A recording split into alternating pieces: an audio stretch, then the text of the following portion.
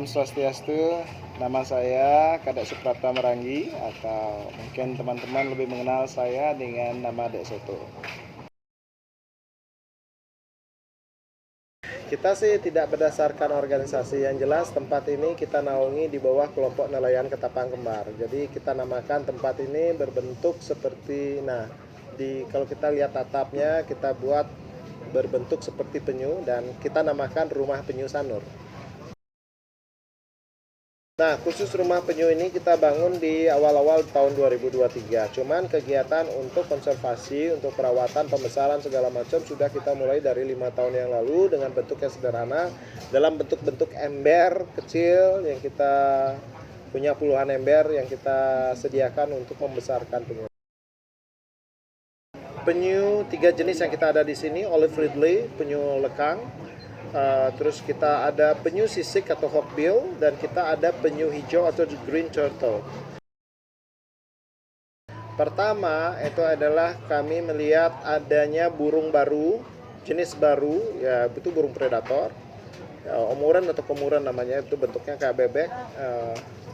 Dan kita pikir itu adalah belibis biasa, ternyata itu adalah predator pemangsa ikan-ikan kecil dan termasuk tukik.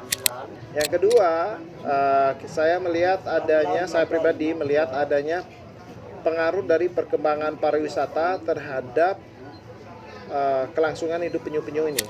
Jadi perkembangan pariwisata ternyata membuat penyu-penyu ini tidak memiliki space, tidak memiliki tempat lagi untuk mereka bertelur. Nah, karena survival rates atau angka keselamatan dari penyu berdasarkan riset di seluruh dunia 1000 berbanding 1. Jadi artinya hanya satu yang bisa mencapai usia kedewasaan dari 1000 anakan. Nah, kenapa penyu penting? Karena satu, penyu adalah dilindungi oleh hukum, under protected by law.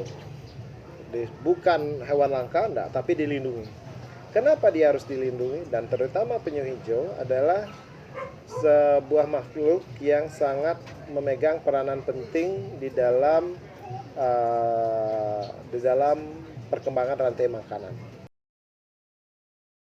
Oleh karena itu, dari 5 tahun yang lalu kita besarkan dia dalam ember-ember. Nah, 2023 ini baru kita memiliki tabungan sedikit, baru kita buatin untuk kolam-kolamnya.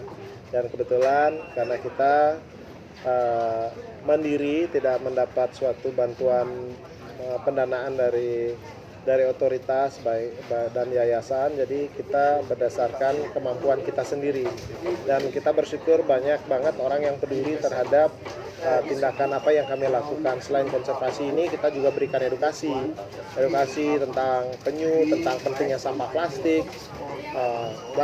Kita punya sampel di mana penyu sakit gara-gara plastik, ada penyu yang terlilit gara-gara jaring dan tali temali di laut yang terbuang atau misalnya terlepas secara sengaja maupun tidak sengaja dari nelayan. Kita ada contohnya.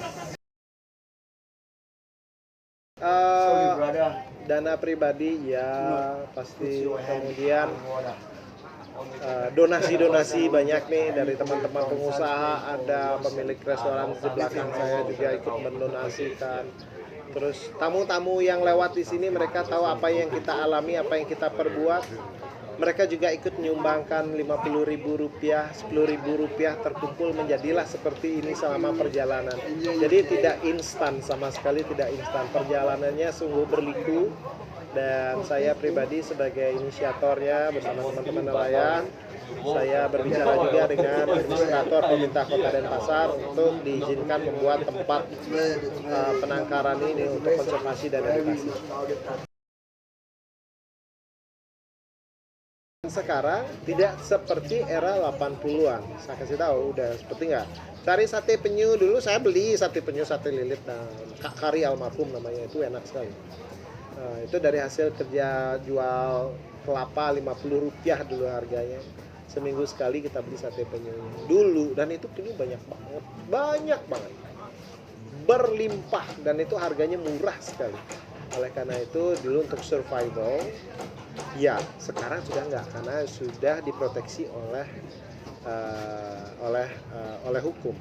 Nah pun kalau misalnya yang kayak adik lihat itu ada menu menu penyu di acara tersebut, jika ketahuan oleh kepolisian itu bisa ditangkap.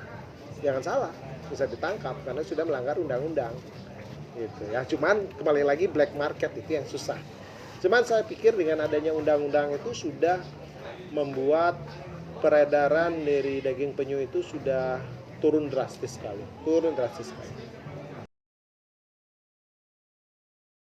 Saya berharap sih kalau adik-adik sekarang yang mungkin nanti akan melihat, mendengar, kalau kalian belum pernah melihat langsung bagaimana kehidupan penyu tersebut, kalian akan tidak pernah tahu. Kalian mungkin akan melihat penyu dari gampang sekali dilihat dari Google, dari YouTube gampang sekali. Tapi itu adalah sebatas untuk knowledge, pengetahuan saja. Tapi kalau ketika ingin berinteraksi langsung, itu yang paling penting.